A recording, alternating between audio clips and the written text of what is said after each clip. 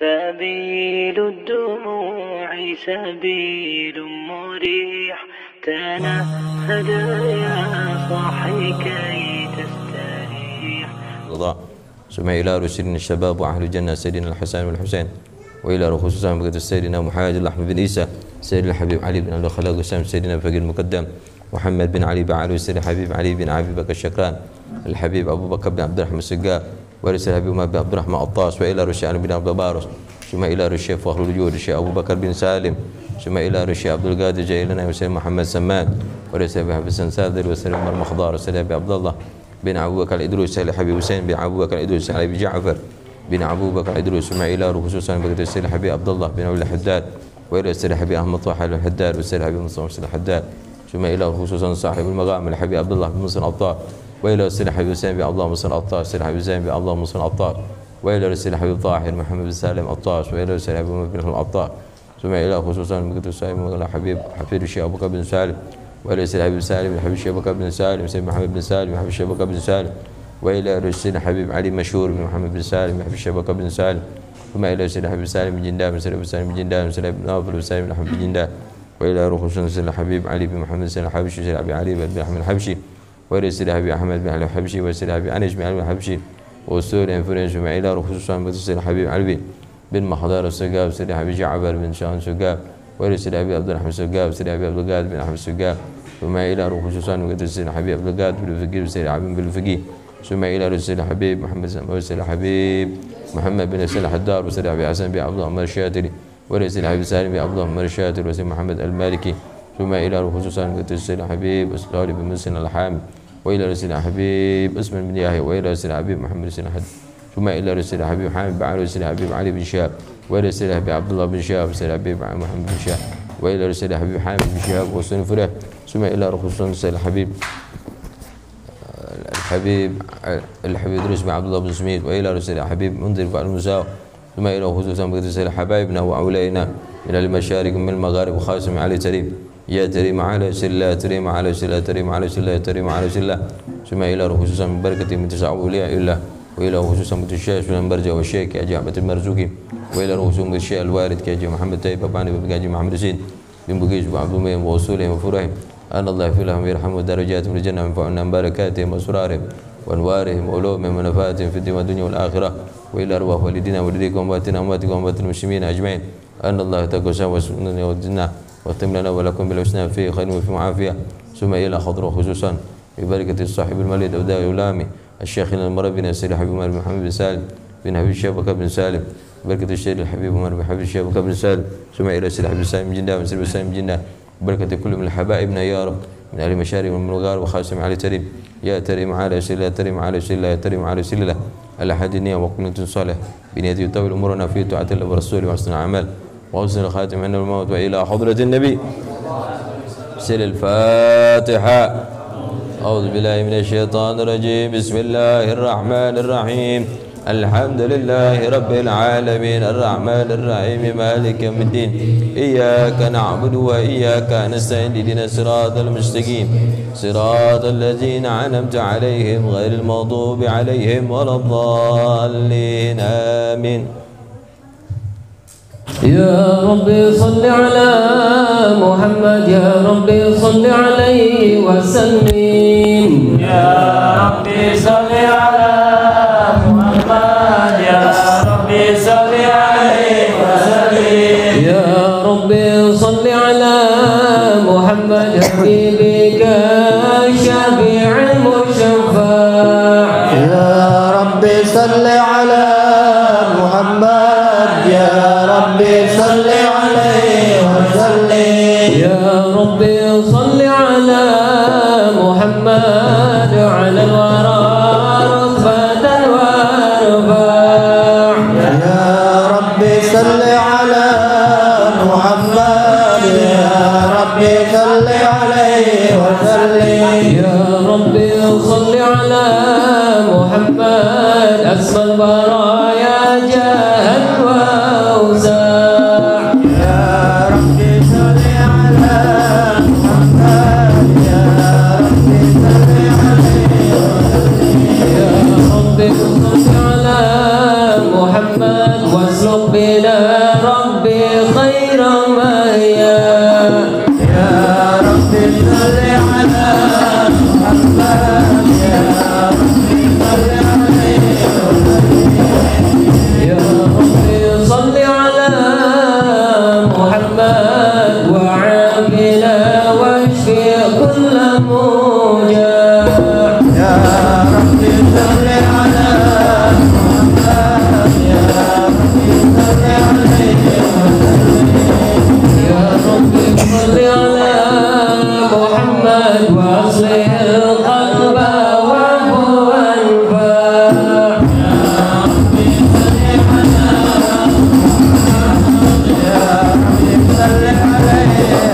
يا ربي صل على محمد واغفر المعادي واسرره واردا يا ربي صل على محمد يا ربي صل عليه وسلم يا ربي صل على محمد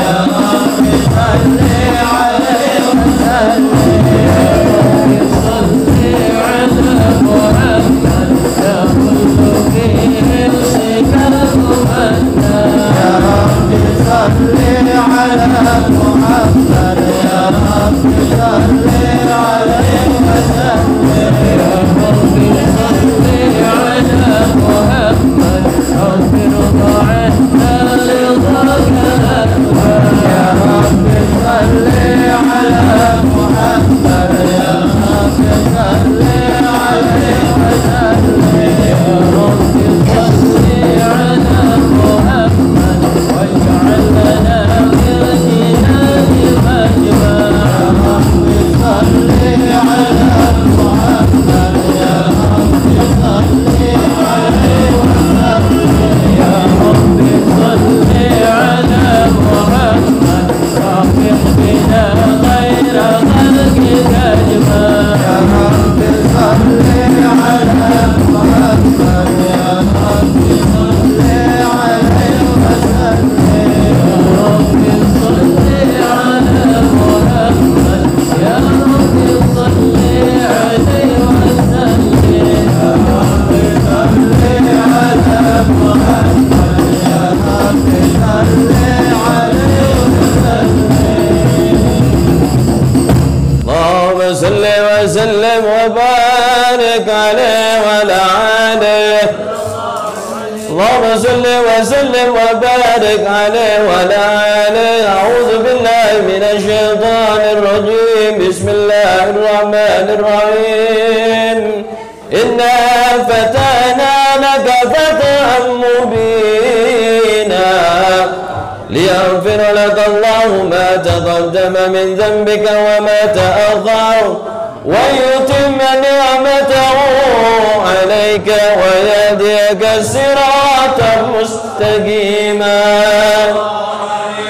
وينصرك الله نصرا عزيزا لقد جاءكم رسول من أنفسكم عزيز عليه ما عنتم حريص عليكم بالمؤمنين رؤوف رحيم فإن تولوا فقل حسبي الله حسبي الله لا إله إلا هو عليه توكلت وهو رب العرش العظيم إن الله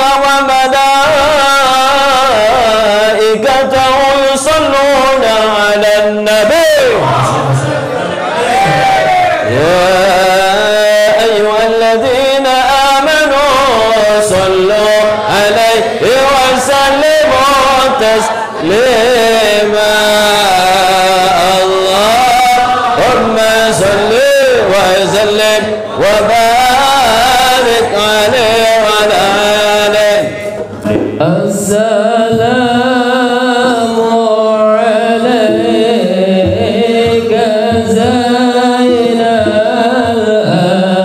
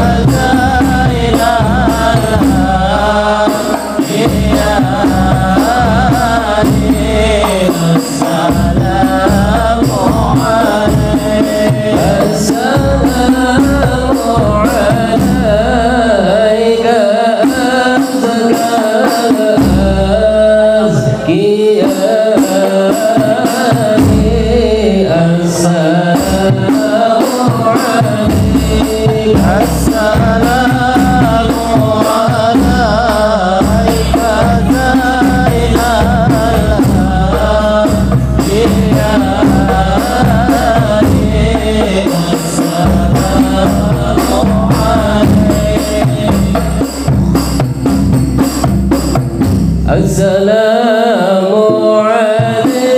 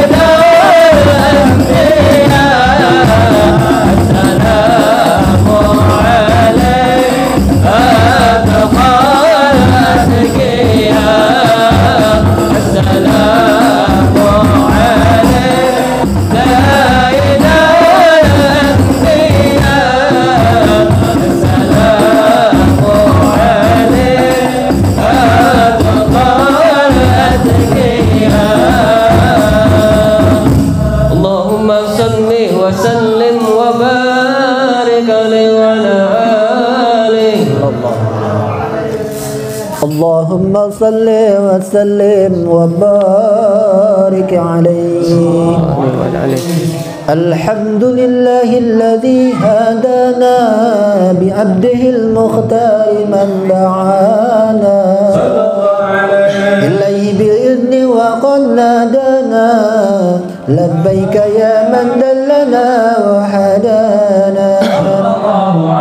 صلى عليك الله بارئك الذي بك يا مشفع وصنا وحبانا. الأظهر معدن سرك الأسمى فهم سبل النجاة حمانا. وعلى صحابتك الكرام أمة دينك أسبه لولاه عنوانا. والتابعين لهم بصدق ما حدا هذه المودة هيا جال شجانا. والله ما ذكر الحبيب لدى المحب إلا وأضحى واليا نشوانا. أين المحبون الذين عليهم بذل النفوس مع النفائس هانا. لا يسمعون بذكر طه المصطفى إلا بإهدى شهدها برانا.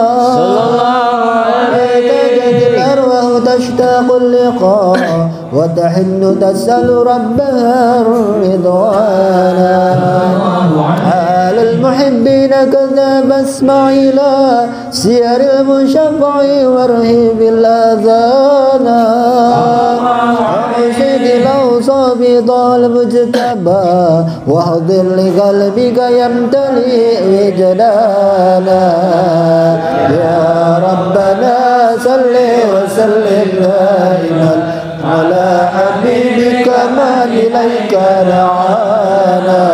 اللهم صل وسلم وبارك عليك. يا رسول الله سلام عليك يا رفيع الشان ودرجي. يا رسول الله سلام عليك يا رفيع الشان ودرجي. يا رسول الله سلام عليك يا رفيع الشان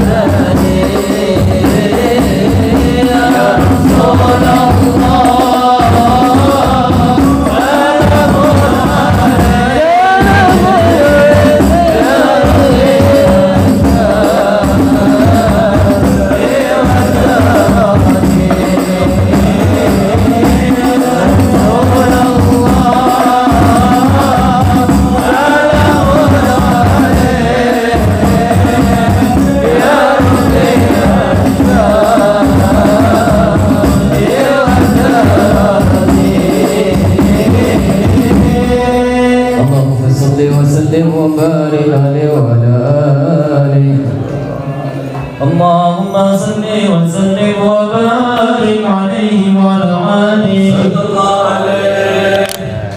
نبأنا الله فقال جاءكم نور فسبحان الذي أنبانا والنور طه عبده منا به في ذكره عدم به منانا ورحمة المولى تأمل قوله فليفرح وقضوا به فرحانا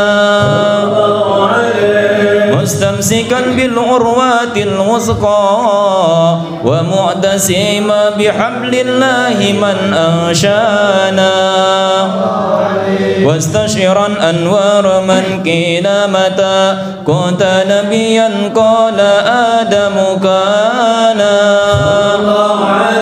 بين التراب وبين ماء فاستفيق من غفلة أندى وكن يكدانا وعبر إلى أسرار ربي لم يزل ينقلوني بين الخيار مصانا لم تفترق من شعبتين إلا أنا في خيرها حتى بروزي أنا فأنا خيار من خيار قد خرجت من نكاه لإلهي صانا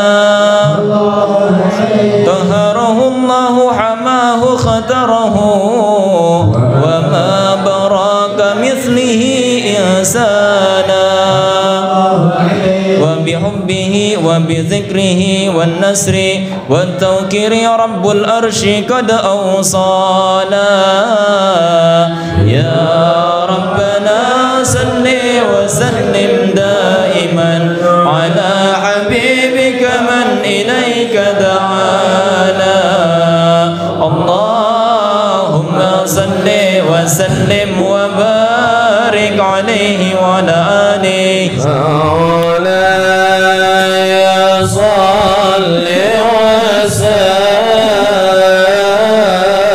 وسلم دائما أبدا على حبيبك خير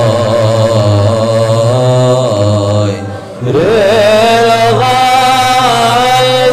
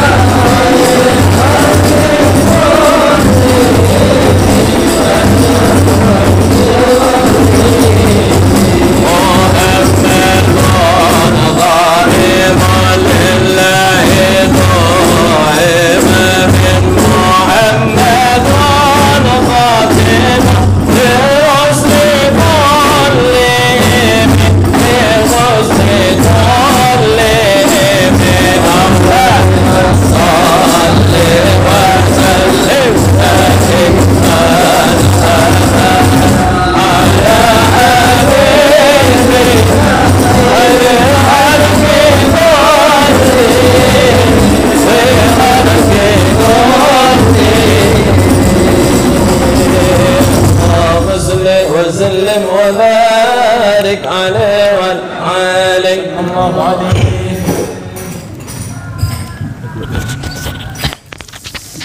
اللهم صل وسلم وبارك عليه وعلى آله. هذا وقد نصر لله نعوته في الكتب بينا لنا تبيانا أوزى مساق النبيين لما آتيتكم من حكمة إحسانا صلى الله عليه. وجاءكم رسولنا لا تؤمنون وتنصرون وتصبحون أعوانا قد بصروا أقوامهم بالمصطفى عزم بذلك رتبة ومكانا صلى الله عليه. وهو وإن جل الآخر مقدم يمسنا تحت لواء من ندانا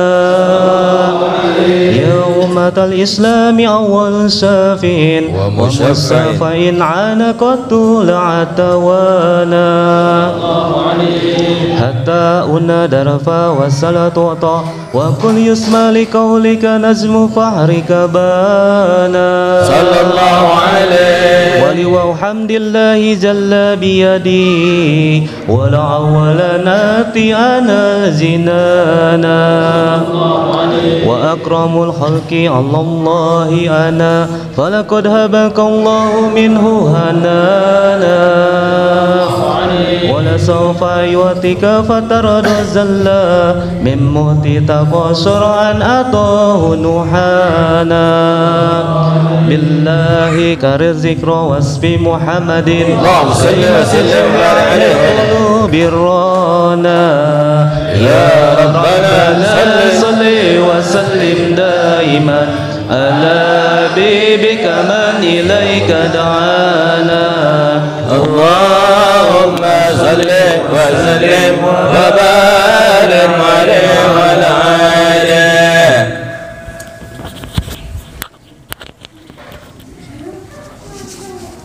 يا لقلب يا لقلب لا يا لقلب يا لقلب وتعالى بحبيب أفلا أنا ولا بحبيب بحبيب أفلا أنا ولا يا قلبي يا قلبي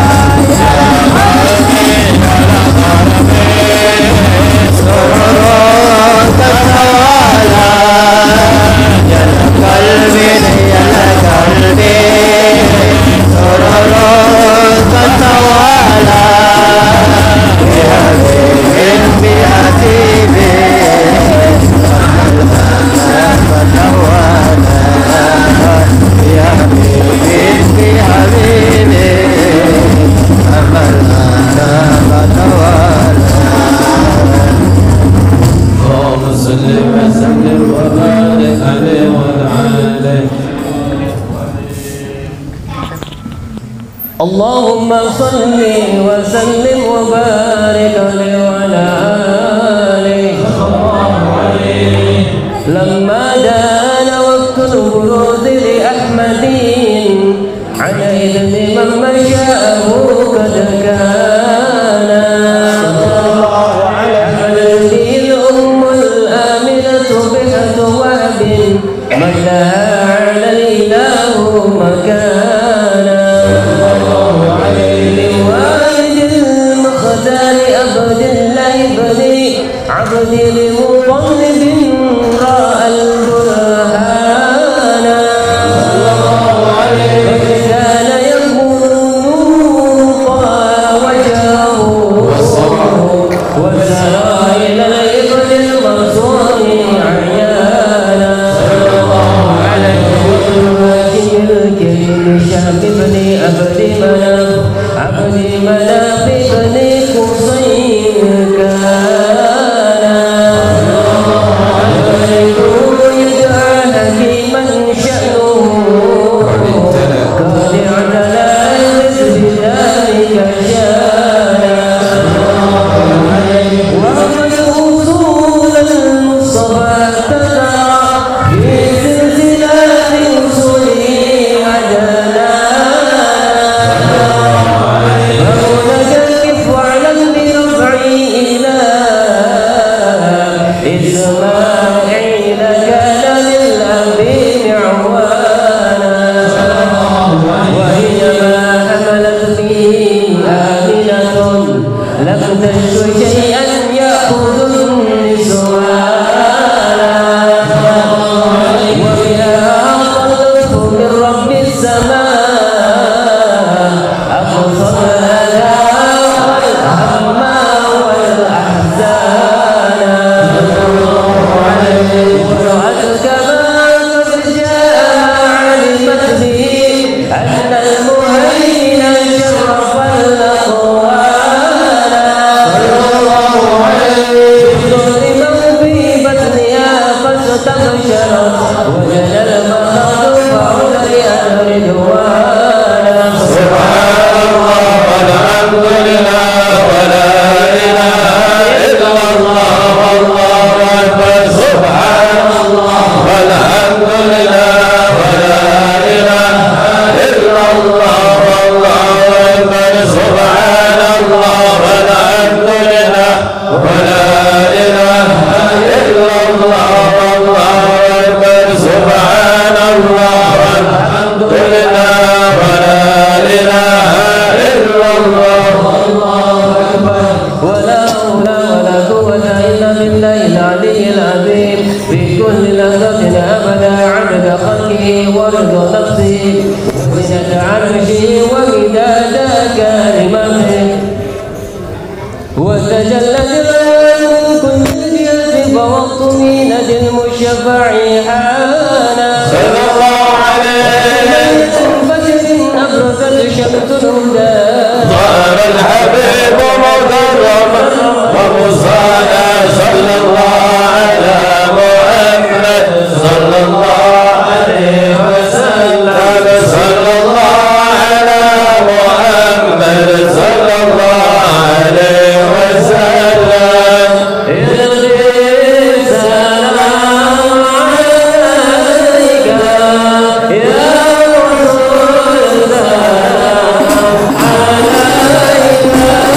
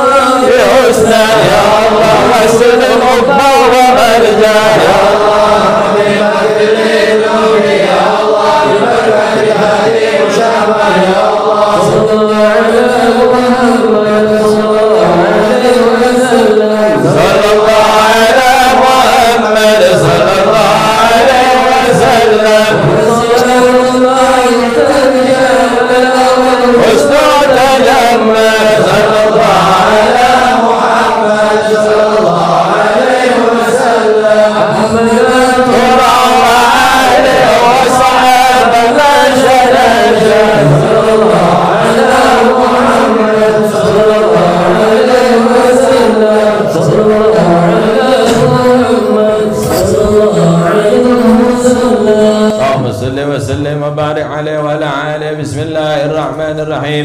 اللهم يا عظيم السلطان يا كاظم الإحسان يا دائم النعم يا كثير الجود يا واسع العطاء يا خافي اللطف يا جميع سني عليم الأجل. صل يا ربي على سيدنا محمد وارض عن الصحابة أجمعين. اللهم لك الحمد شكرا ولك المن فضلا وأنت ربنا حقا ونحن عبيدك رقا وأنت لم تزل لذلك أهلا. يا ميسر كل عسير ويا جابر كل كثير ويا صاحب كل فريد ويا مغني كل فقير ويا مقوي كل ضعيف ويا معمن كل مخير. يسر علينا كل عسير فتيسر عسير عليك يسير. اللهم يا من لا يحتاج إلى البيان والتفسير حاجاتنا كثير حاجاتنا سير حاجاتنا سير وأنت عالم بها وخبير. اللهم إني أخاف منك وأخاف من يخاف منك وأخاف من لا يخاف منك. اللهم بحق من لا يخاف منك نجنا ممن لا يخاف منك. اللهم بحق سيدنا محمد أحرسنا بعينك التي لا تنام واغلقنا بكنفك الذي لا يرى وارحمنا بكرتك علينا فلا نهلك عنك وأنت ثقتنا ورجاؤنا. وصلى الله على سيدنا محمد وآله وصحبه وسلم. والحمد لله رب العالمين. عدد خلقه ورضا نفسه وزنة عرشه ومداد كلماته. اللهم إنا نسألك يا الله زيادة في الدين وبركة في وسعة في الجسد وسعة في الرزق وتوبة قبل الموت وشهادة عند الموت ومغفرة موت وعفوا عند الحساب وأمانة من العذاب ونصيبا من الجنة وارزقنا النظر إلى وجهك الكريم. وصلى الله على سيدنا محمد وآله وصحبه وسلم. سبحان ربك رب العزة عما يصفون وسلام على المرسلين والحمد لله رب العالمين. بسم الله الرحمن الرحيم. السلام عليكم ورحمة الله وبركاته. الحمد لله الحمد لله الذي هدانا لهذا وما كنا لنهتدي لولا أن هدانا الله. الحمد لله هدانا للإيمان. الحمد لله هدانا للإسلام وكفى به النعمة الذين أعطانا من الله سبحانه وتعالى. اللهم فصل وسلم على سيدنا محمد افتح باب رحمة الله عدد ما في علم الله صلاة وسلاما دائمين بدوام ملك الله ولا حول ولا قوة إلا بالله. أشهد أن لا إله إلا الله وحده لا شريك له وأشهد أن محمدا عبده ورسوله لا نبي بعده. فقال الرب اشرح لي صدري ويسر لي أمري واحلل عقدة من لساني يفقه القول وسدد لساني واهد قلبي بحق سيدنا محمد صلى الله عليه وسلم. قال سبحانك لا علم لنا إلا ما علمتنا إنك أنت العليم الحكيم. أما بعد فيا أيها الحاضرون أوصيكم وإياكم بتقوى الله فقد فاز المتقون. أما بعد. Segala puja-puji serta syukur kehadirat Allah Subhanahu wa taala, di mana alhamdulillah pada kesempatan malam ini kita berkumpul di tempat yang insyaallah selalu mendapatkan kemuliaan di sisi Allah Subhanahu wa taala, mendapatkan keberuntungan di sisi Allah Subhanahu wa taala dengan memasangkan satu niat kita untuk menghadiri daripada majlis ilmu, majlis zikir dan majlis salawatnya kita kepada baginda Nabi besar Maulana Muhammad. Mudah-mudahan dengan menghadirkannya hati kita, baik jasad maupun rohnya kita, tidak lain dan tidak bukan melainkan kita untuk senantiasa mengharapkan ridho dari Allah Subhanahu wa taala. Senantiasa kita mengharap keberkahan daripada Allah Subhanahu wa taala, yang mana mudah-mudahan kita pun yang hadir pada malam hari ini insyaallah segala dosa-dosa kita semuanya, baik yang disengaja maupun yang tidak disengaja, diampunkan dan digugurkan serta dibersihkan oleh Allah Subhanahu wa taala. Tentunya berkat kecintaan dan kedekatan kita kepada Allah, kecintaan kita kepada baginda Rasulullah sallallahu alaihi wasallam. Ya Rabb uktub lana, jadikanlah ini catatan amal-amal ibadah soleh kita, sehingga kita nanti kelak diberikan keselamatan baik di dunia maupun di akhirat berkat kedakwaan dan keimanan kita kepada Allah Subhanahu wa taala. Salawat teriring salam semoga tercurahkan kepada junjungan baginda alam Sayyiduna Maulana Muhammad, manusia yang paling diistimewakan, yang mana alhamdulillah lisan kita masih selalu memuji, karena dengan memuji kepada makhluk yang paling terpuji adalah merupakan bentuk rasa cinta kita kepada Rasulullah. Mudah-mudahan dengan pujian-pujian kita mengucapkan salawat serta salamnya kepada baginda Rasulullah menjadikan nanti kelak wasilah agar kita nanti di yaumul qiyamah mendapatkan syafaatul uzma daripada Sayyidil Wujudil Mustafa Muhammad sallallahu alaihi wasallam. Alhamdulillah, wa qad madana fi hadha asy-syahr, syahrul Dzulhijjah alladzi naja'na insyaallah fi syahrul Muharram. Alhamdulillah, tinggal hitungan beberapa hari kita akan memasuki di mana bulan Muharram, di mana bulan Hijriah. Fa insyaallah dengan memasuki daripada bulan Hijriah tersebut, semoga Allah jadikan kita menjadi hamba-hamba yang muttaqin, menjadi hamba-hamba yang mustaqim, menjadi hamba-hamba yang mukminin, dan semoga Allah Subhanahu wa taala senantiasa menunjukkan agar senantiasa hijrahnya kita di yaumul as-sanatul jadidah, dan mudah-mudahan di tahun yang baru yang akan datang, mudah-mudahan hal-hal yang pernah kita lakukan di tahun ini, di tahun kedepannya mudah-mudahan menjadi tahun yang lebih baik daripada tahun sebelumnya. Fa insyaallah dengan nawaitu kita, dengan niat kita selalu menghadirkan hati kita semata-mata untuk mengharap ridha Allah Subhanahu wa taala. Ahdiru qulubakum, maka hadirkan hati kalian untuk semata kita untuk menunjukkan dekat kita kepada Allah Subhanahu wa taala. Sawa'un kana fi majalisina wa fil hadaratina, seandainya di antara kita yang masih banyak kekurangan, kehilapan, kesalahan yang pernah kita perbuat, mungkin kemaksiatan yang pernah kita lakukan, ya Rabb, mudah-mudahan dengan hadirnya kita di majlis ini menjadikan salah satu catatan amal kebaikan kita nanti kelak di yaumul qiyamah. Demi Allah, sesungguhnya seandainya kalian akan merasakan nikmatnya, lezatnya hadirnya di majlis zikir, di majlis salawat, dan di majlis ilmu, maka tidak ada lain kita akan merasakan lebih nikmat melainkan nikmat-nikmat yang kita rasakan seperti makanan-makanan yang kita cinta, apa yang kita lakukan ataupun yang kita suka. Maka insya Allah tidak ada lagi yang menjadikan halawatul iman, kelezatan iman itu, melainkan daripada ketika kita menghadirkan hati kita rindu dan dekat kepada Allah, rindu kepada Sayyidil Wujudil Mustafa Muhammad.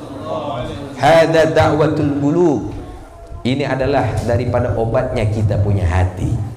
Fa insyaallah nih berkah kita selalu istiqomah membacakan solawat, membacakan syair-syairnya baginda kepada Nabi Muhammad sallallahu alaihi wasallam. Ini menjadikan salah satu mustaqun linuri jamalih. Itu akan menjadikan kerinduan kita akan bagaimana memandang begitu indah cahayanya baginda Nabi besar Maulana Muhammad.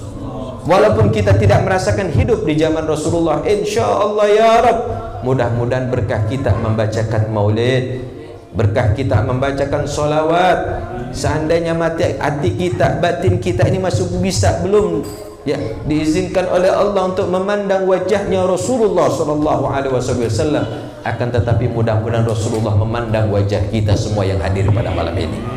Ya Rabb, ya Rabb, enggak ada lagi kerinduan yang kecuali kita lantunkan melainkan kita memperbanyak solawat kepada Nabi Muhammad. Hidup ente susah, hidup ente gelisah, dirundung suatu masalah apapun bentuknya, ujian, cobaan, tantangan, godaan, ya Rabb, idza bikasratus sholawatu ala nabiyina Muhammad, selama hati kita masih bisa memperbanyak solawat kepada Rasul, fahwal mutma'innatul qulub, maka hati kita akan merasa tenang, kita akan merasa sejuk, karena nggak ada lagi ala bidzikrillah tatma'innul qulub, tidak ada satu yang bisa mengobati hati kita kecuali kita berzikir kepada Allah dan bersolawat kepada Nabi Muhammad. Maka kita beruntung, mudah-mudahan kita termasuk orang-orang yang selalu istiqomah membacakan solawat kepada baginda Rasulullah sallallahu alaihi wasallam, sebagaimana dijelaskan di dalam kitab karangan daripada Al-Imam As-Sayyid Al-Ahmad Al-Hashimi rahimahullahu ta'ala, sebagaimana kitab Mukhtarul Al-Hadis An-Nabawi Al-Hikam Al-Muhammadiyah. Allahumma iftah lana futuhal arifin wa faqihna fid din fi ilmi fid darin amin bi rahmatika ya arhamar rahimin. qala Rasulullah sallallahu alaihi wasallam addibu auladukum. Addibu auladukum bisalasatil hisal. Nabi Muhammad sallallahu alaihi wasallam mengajarkan kepada kita, didiklah anak kalian dengan 3 perkara ini, kata Rasulullah. Mahwa, apa salah satunya? Yang pertama kata Kanjeng Nabi Muhammad, hubbi nabiyukum. Tanamkan anak-anak kita untuk cinta kepada Kanjeng Nabi kita Maulana Muhammad. Ini salah satu adab yang diajarkan, sebagaimana Rasulullah mengatakan, addibu auladukum bisalasati hisal. Ajarkan anak-anak kalian sebagaimana kita mengajarkan kepada anak-anak kita kecintaannya kepada baginda Nabi Muhammad. Ini kalau kita membiasakan anak-anak kita, ayo yang paham, yang masih belum paham tapi tetap kita ajarin. Nah, ayo kita banyakin baca sholawat. Yuk kita baca sholawat. Ini anak-anak kadang paham nggak paham, dia baca, dia senang. Bayangkan kalau seandainya anak kita merasa senang ketika membacakan sholawat, fa kaifa farahna lin nabiyina Muhammad. Bagaimana ketika salawat itu terlantunkan kepada orang-orang yang cinta, tentunya pasti baginda Rasulullah akan senantiasa menyertai, memberikan keberkahan kepada kita. Jadi kalau kita ngajarkan kepada anak-anak kita hubbi nabiyukum, bahwasanya kalau kita mengajarkan kepada anak-anak kita kecintaannya kepada Nabi kita Maulana Muhammad, maka insya Allah anak-anak kita menjadi anak-anak yang saleh, anak-anak yang selalu senantiasa nanti kelak menjadi tonggak-tonggaknya baginda Rasulullah sallallahu alaihi wasallam. Itu yang pertama kata Kanjeng Rasulullah sallallahu alaihi wasallam. Setelah Rasulullah mengatakan addibu auladukum bisalasati hisal, yang pertama dikatakan hubbi nabiyukum, dan yang kedua Rasulullah bersabda mengatakan wa hubbi ahli baiti. Maka kita ajarkan anak-anak kita biar cinta sama ahli baiti, keturunan-keturunan Kanjeng Nabi Muhammad yang sering kita kenal, para zuriyah Rasulullah. Beliau adalah Sayyidul Alawin, para habaib, yang mana kita nggak pernah terlupakan bagaimana kita menanamkan cintanya kita kepada ahli bait Nabi Muhammad. Ini orang-orang yang cinta kepada ahli baitnya Nabi Muhammad, kita termasuk orang yang paling beruntung di hadapan Allah Subhanahu wa taala. Sampai ada salah satu ulama mengatakan, Al-Habib Abdurrahman Ba'lega mengatakan, orang yang punya kecintaan kepada turunan Rasulullah, berarti orang tersebut adalah orang yang diberikan hidayah khusus dari Allah Subhanahu wa taala.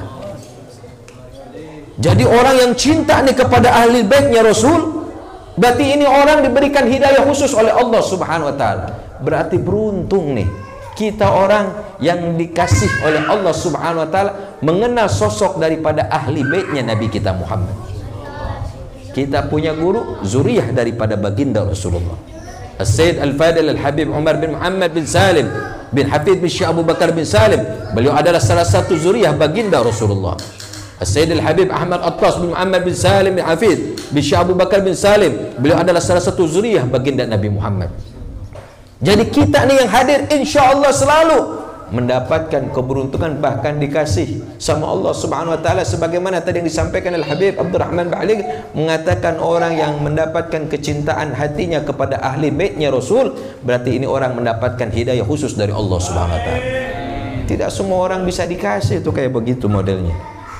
Maka kita bersyukur kita mengenal sosok para habaib, ya, kita mengenal daripada zuriyah baginda Nabi Muhammad. Antum yang punya urusan, antum yang punya masalah, ketika kalian dikatakan sampai Allah mengatakan wa ma kana Allahu li wa adzibahum wa anta fihim. Ketika kalian berada di satu tempat, di mana tempat tersebut ada di mana Rasulullah itu berada di lingkungan kita. Wa ma kana Allahu li wa adzibahum, maka niscaya Allah tidak akan pernah menurunkan musibah kepada orang tersebut. Allah tidak akan pernah menurunkan musibah kepada kaum tersebut selama di mana itu kaum, di situ di mana kaum tersebut mencintai kepada baginda Rasulullah dan Rasulullah pun memperhatikan kepada kaum tersebut. Wa anta fihim, ketahuilah sesungguhnya kata Allah, orang yang sudah berada di jalurnya keluarga Nabi Muhammad, berada di jalurnya Rasulullah sallallahu alaihi wasallam, maka sebagaimana Nabi mengajarkan kepada kita, hubbi ahli baiti, maka tanamkanlah kecintaan kalian kepada keturunanku, kata Rasulullah. Sampai diriwayatkan di dalam hadis yang lain dikatakan, ahibbullah lima yagzukum bihim min ni'amih wa hibbuni li hubbillah wa hibbu ahli baiti li hubbi. Cintailah kalian atas lantaran nikmat-nikmat yang aku berikan. Seandainya kalian ingin mendapatkan kecintaannya dari aku, kata Allah, maka kata Nabi Muhammad, wahibbuni lihubbillah, cintailah aku, maka niscaya kalian akan mendapatkan cinta dari Allah Subhanahu wa taala. Mudah-mudahan kita termasuk orang yang selalu ditanamkan hatinya cinta kepada Nabi Muhammad. Amin.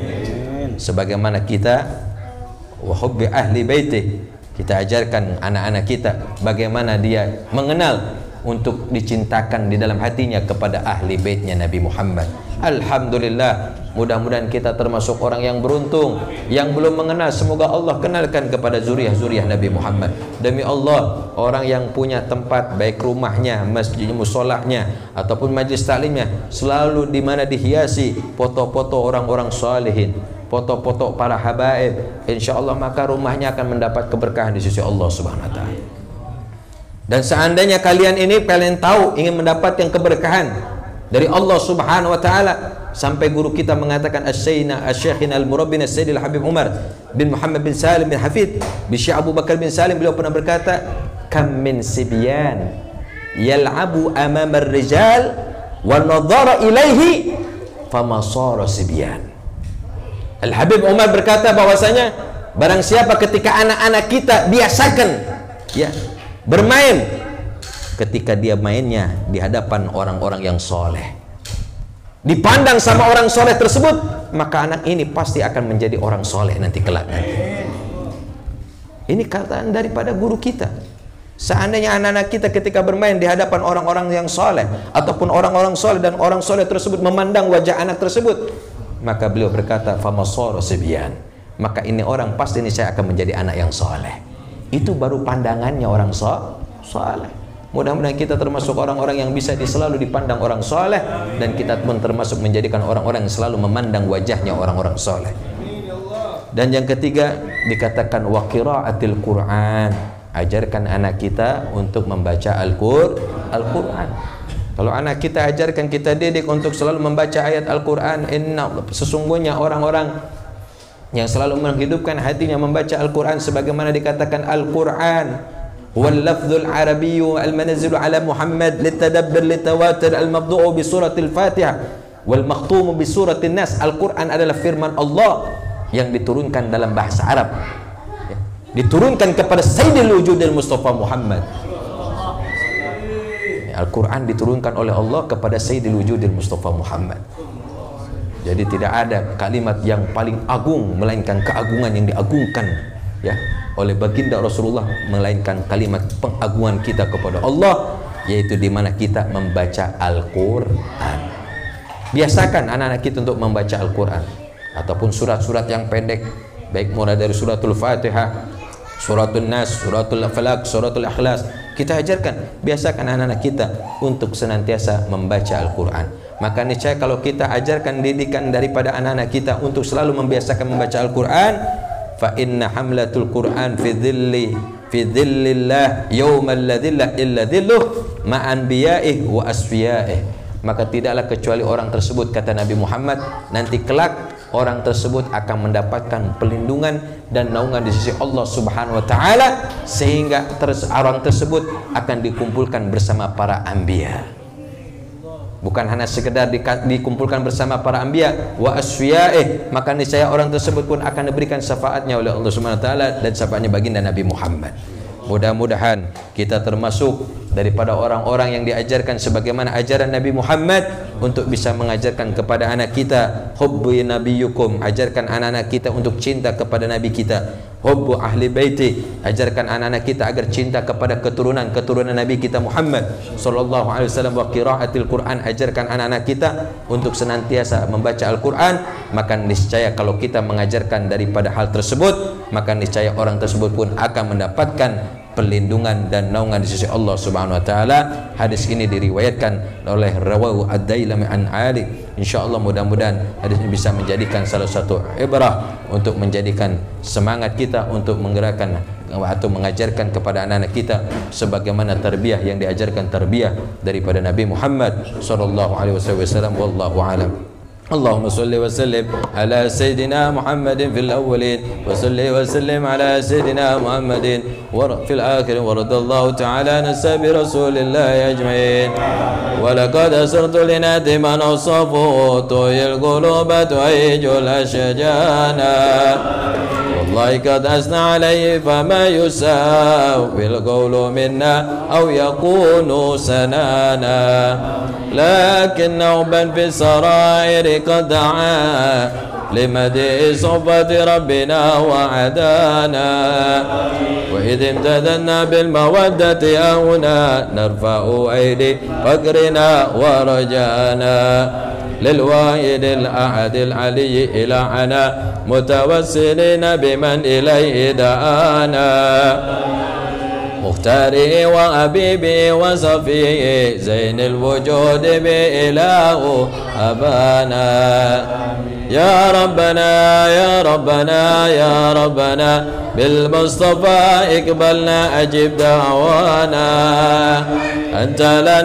لنا يا ضرنا في هذه الدنيا وفي أخرانا أسل لنا الأول واغفر ذنبنا ولا تؤاخذ ربي إن أخطانا واسلك بنا في نهج طه المصطفى ثبت على قدم الحبيب خطانا أرنا بفضل منك طلعة أمد ببهجة عين الرضا ترعانا واربط به في كل حال عبلنا وإبال من ودى ومن والانا والمحسنين ومن أجاب نداءنا وذوي الحقوق وطالبا أوصانا والحاضرين وسائيا في جمعنا نحن بين يديك أنت ترانا ولقد رجوناك فاقص لنا واسمع بفضلك يا سميع دعانا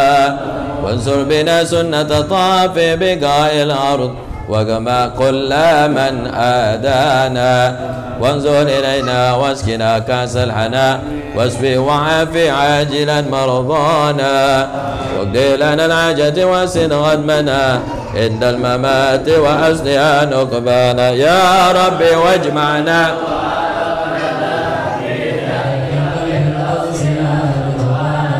يا ربي واجمعنا وأبابا لنا في دارك الفردوس يا رجل يا ربي واجمعنا وأبابا لنا في دارك الفردوس يا رب المصطفى صل عليه وعلى آله ما أرقد له الصباح قصانا سبحان ربك رب العزة عما يصفون وسلام على المرسلين والحمد لله رب العالمين.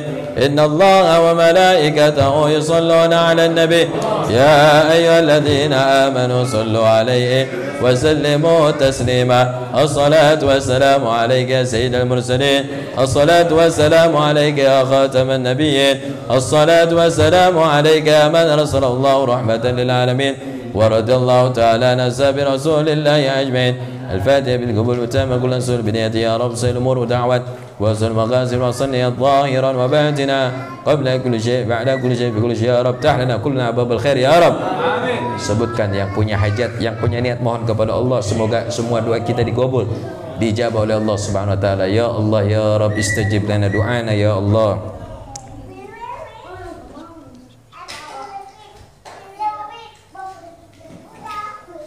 وإلى حضرة النبي صلى الله عليه وسلم بسر الفاتحة. بسم الله الرحمن الرحيم. الحمد لله رب العالمين الرحمن الرحيم إياك نعبد وإياك نستعين اهدنا الصراط المستقيم صراط الذين أنعمت عليهم غير المغضوب عليهم ولا الضالين. Al-Fatihah biniyat syifa wal khair wal afiyah. Sebutkan saudara kita, kerabat kita, rekan kita, keluarga kita yang kurang sehat, semoga diangkat penyakitnya oleh Allah Subhanahu wa taala. Biniyat syifa wal khair. Al-Fatihah ala hadidnya biniyat syifa. Wa ila hadratin Nabi sallallahu alaihi wasallam bisiril Fatihah.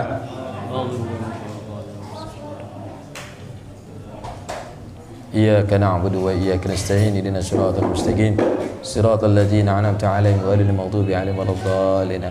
Al-Fatihah binatus salam wal afiyah insyaallah. Khususan kita doakan guru mulia kita Al-Habib Al-Attas bin Hafid Syekh Abu Bakar bin Salim yang mana insyaallah pada hari Minggu diberikan kemudahan kelancaran perjalanan beliau menuju dari Saudi Arabia ke kota Hadramut Tarimul Ghannah. Semoga beliau senantiasa dipanjangkan umurnya, disehatkan badannya, diberikan keselamatan oleh Allah Subhanahu wa taala bijahi Sayyidina wa Habibina Mustafa Muhammad sallallahu alaihi wasallam.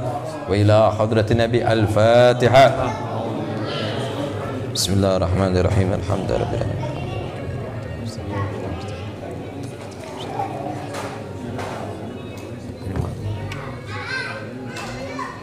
Al-Fatihah ila hadrah. Khususan kita doakan Bapak Haji Samsuri dan juga Bapak Tommy Soeharto yang mudah-mudahan semua urusannya diberikan kemudahan oleh Allah Subhanahu wa taala, yang mana perjalanan semua yang dijalankan sekarang oleh putranya yaitu salah satu dari kerabatnya yaitu Bapak Arli Febian, semoga di minggu ini dalam waktu dekat ini diberikan kelancaran dan kemudahan oleh Allah Subhanahu wa taala.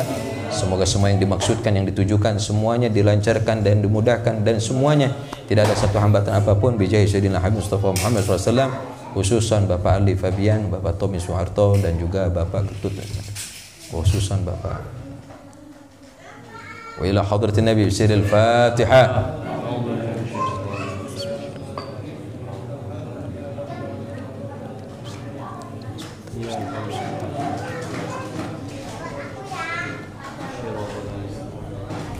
Allahumma salli wa sallim.